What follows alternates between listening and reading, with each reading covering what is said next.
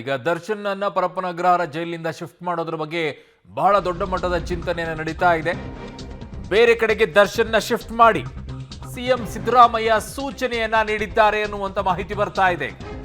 ಬೇರೆ ಕಡೆಗೆ ದರ್ಶನ್ ಶಿಫ್ಟ್ ಮಾಡಿ ಎಲ್ಲಿಗೆ, ಯಾವ ಕಡೆಗೆ ಅನ್ನೋದನ್ನ ಈಗ ಆ ಇಲಾಖೆ ನಿರ್ಧಾರವನ್ನ ಮಾಡಬೇಕಾಗಿದೆ.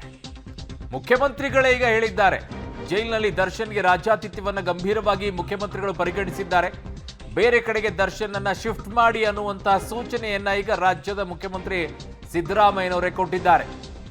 ಅವರಿಗೆ ರಾಜ್ಯಾತಿಥ್ಯ ಕೊಡುವಂತ ವಿಚಾರದಲ್ಲಿ ಈಗ ಗಂಭೀರವಾಗಿ ಪರಿಗಣಿಸಿರುವಂತಹ ಸರ್ಕಾರ, ಮುಖ್ಯಮಂತ್ರಿಗಳೇ ಸ್ವತಃ ಹೇಳ್ತಾ ಇದ್ದಾರೆ, ಈಗ ದರ್ಶನ್ ಮತ್ತು ಇತರರನ್ನ ಕೂಡಲೇ ಸ್ಥಳಾಂತರ ಮಾಡಿ ಅಂತಿದ್ದಾರೆ. ಎಲ್ಲರನ್ನ ಹೋಗಿ ಒಂದೇ ಕಡೆಗೆ ಹಾಕಿ ಇನ್ನೂ ಒಂದ್ ಕಡೆಗೆ ಚೆನ್ನಾಗಿರುತ್ತೆ ಅವರಿಗೆ. ಸೊ ಬೇರೆ ಕಡೆಗೆ ಶಿಫ್ಟ್ ಮಾಡಿ ಅಂತಿದ್ದಾರೆ. ಅವರೆಲ್ಲರನ್ನ ಡಿವೈಡ್ ಮಾಡಬೇಕು. ಇಲ್ಲಿ ರೌಡಿ ಶೀಟರ್ಗಳಿದ್ರೆ ಅಲ್ಲಿ ಇನ್ನೂ ಹೆಚ್ಚಿನ ರೀತಿಯಲ್ಲಿ ಕ್ರಿಮಿನಲ್ಸ್ಗಳಿರ್ತಾರೆ. ಜೈಲಿನ ದರ್ಶನ್ಗೆ ರಾಜ್ಯಾತಿಥ್ಯವನ್ನ ಕೊಡ್ತಾ ಇರುವಂತದ್ದನ್ನ ಸರ್ಕಾರ ಗಂಭೀರವಾಗಿ ತೆಗೆದುಕೊಂಡಿದೆ. ಇದನ್ನ ಆರಂಭದಲ್ಲೇನೆ ತನಿಖಾಧಿಕಾರಿಗಳು ಕೇಳಿಕೊಂಡಿದ್ರು. ಜೈಲಿಗೆ ಭೇಟಿ ನೀಡಿ ಸಮಗ್ರ ವರದಿಯನ್ನ ನೀಡಿ ಅಂತಾನೂ ಕೂಡ ಹೇಳಿದ್ದಾರೆ. ಡಿಜಿ ಅಲೋಕ್ ಮೋಹನ್ಗೆ ಸಿಎಂ ಸಿದ್ದರಾಮಯ್ಯನವರು ಸೂಚನೆಯನ್ನ ಕೊಟ್ಟಿದ್ದಾರೆ. ಕೋರ್ಟ್ಗೆ ಮೊದಲೇ ಹೇಳಿತ್ತು ತನಿಖಾ ತಂಡ, ವಕೀಲರು ಕೂಡ ಹೇಳಿದ್ರು ಅವ್ರನ್ನ ಬೇರೆ ಕಡೆಗೆ ಶಿಫ್ಟ್ ಮಾಡೋಣ, ಅಲ್ಲಿ ಬೇಡ ಅಂತ ಹೇಳಿ. ಆದರೆ ಅದನ್ನ ಯಾವುದೂ ಕೂಡ ಪರಿಗಣಿಸಿರ್ಲಿಲ್ಲ. ಕೆಲವರನ್ನ ಮಾತ್ರ ಆ ಕಡೆಗೆ ತುಮಕೂರು ಜೈಲಿಗೆ ಶಿಫ್ಟ್ ಅನ್ನ ಮಾಡಿದ್ರು. ಈಗ ದರ್ಶನ್ ಅನ್ನ ಬೇರೆ ಕಡೆಗೆ ಶಿಫ್ಟ್ ಮಾಡುವಂಥದ್ದನ್ನ ಹೇಳ್ತಾ ಇದ್ದಾರೆ. ಈಗ ಜೈಲಿಗೆ ಭೇಟಿ ನೀಡಿ ಸಮಗ್ರ ವರದಿಯನ್ನ ನೀಡಿ ಅನ್ನುವಂಥದ್ದನ್ನ ಈಗ ಮುಖ್ಯಮಂತ್ರಿಗಳಿಗೆ ಸ್ವತಃ ತಪ್ಪಿತಸ್ಥ ಅಧಿಕಾರಿಗಳನ್ನ ಕೂಡಲೇ ಅಮಾನತು ಮಾಡಿ ಅಂದಿದ್ದಾರೆ.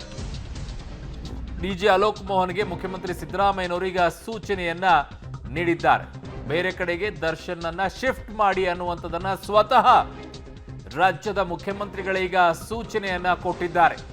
ಅಲ್ಲಿಗೆ ಈ ಪ್ರಕರಣವನ್ನ ಈಗ ಗಂಭೀರವಾಗಿ ಪರಿಗಣಿಸಿದ್ದೇವೆ ಅನ್ನುವಂಥದ್ದನ್ನ ಸರ್ಕಾರ ತೋರಿಸ್ತಾ ಇದೆ.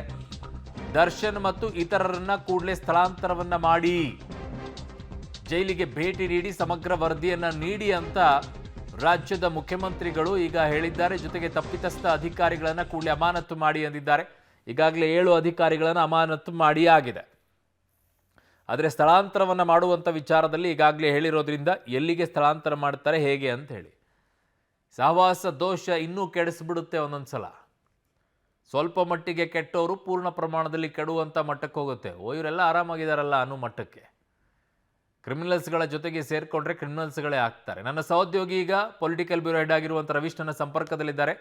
ರವೀಶ್, ಈಗ ಸರ್ಕಾರ ಈ ಪ್ರಕರಣವನ್ನು ಅತ್ಯಂತ ಗಂಭೀರವಾಗಿ ಪರಿಗಣಿಸಿದ್ದೀವಿ ಅನ್ನೋದನ್ನ ತೋರಿಸ್ತಾ ಇದೆ. ಅದರ ಜೊತೆಗೆ ಮುಖ್ಯಮಂತ್ರಿಗಳು ಅತ್ಯಂತ ಸ್ಟ್ರಿಕ್ಟ್ ಆಗಿ ಹೇಳ್ತಾ ಇದ್ದಾರಾ ಅಂತ ಇದನ್ನ?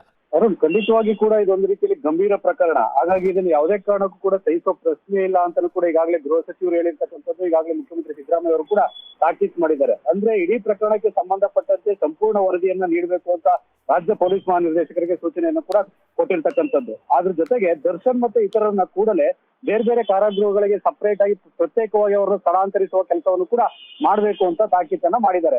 ಅದ್ರ ಜೊತೆಗೆ ಕೇವಲ ಬರೀ ಕೆಳ ಹಂತದ ಅಧಿಕಾರಿಗಳಷ್ಟೇ ಅಲ್ಲ, ಮೇಲಂತದ ಅಧಿಕಾರಿಗಳನ್ನು ಕೂಡ ಒಂದ್ ರೀತಿಯಲ್ಲಿ ಸಸ್ಪೆಂಡ್ ಅನ್ನ ಮಾಡಬೇಕು ಅಂತ ಕೂಡ ಕರೆಕ್ಟ್ ಆಗಿ ಸೂಚನೆಯನ್ನು ಕೊಟ್ಟಿರ್ತಕ್ಕಂಥದ್ದು.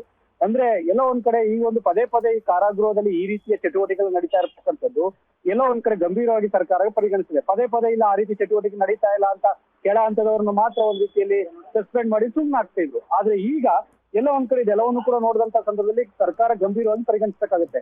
ಕೇಳಿ ಇದೊಂದು ರೀತಿಯಲ್ಲಿ ಗಂಭೀರವಾದ ಪ್ರಕರಣ. ರೇಣುಕಾ ಸ್ವಾಮಿ ಕೊಲೆ ಪ್ರಕರಣದಲ್ಲಿ ಏನೆಲ್ಲ ಆಗಿದೆ ಅಂತ ಕೂಡ ಎಲ್ಲರಿಗೂ ಕೂಡ ಗೊತ್ತಿದೆ.